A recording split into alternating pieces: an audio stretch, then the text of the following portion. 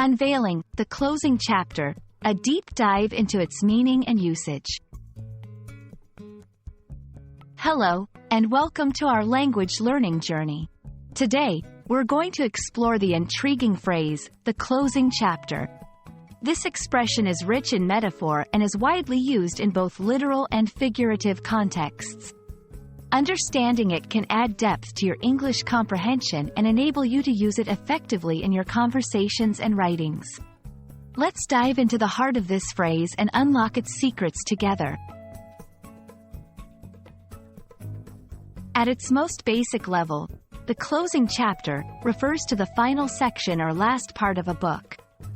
It signifies the conclusion of a narrative, where the story wraps up and loose ends are tied.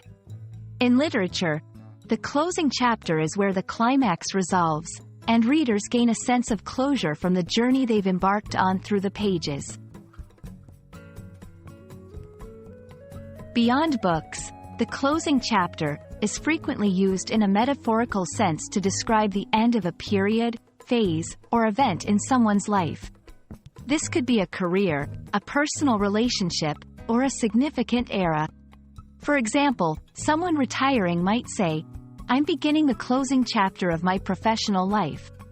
This usage highlights a transition point, indicating both an ending and the anticipation of what comes next. 1. Signifying conclusion. Use it to imply that a situation or story is coming to an end. 2. Expressing transition. It can express moving from one life phase to another, marking significant changes. 3. Reflecting on endings. It's also useful for reflecting on the conclusion of events, signaling a time for reflection and possibly lessons learned. In conversations, it can add a layer of depth when discussing life changes, whereas in writing, it can provide a powerful metaphor for endings and transitions. After 20 years with the company, I'm now in the closing chapter of my career. The documentary captures the closing chapter of an era dominated by this technology. As we approach the closing chapter of the school year, it's time to reflect on our achievements.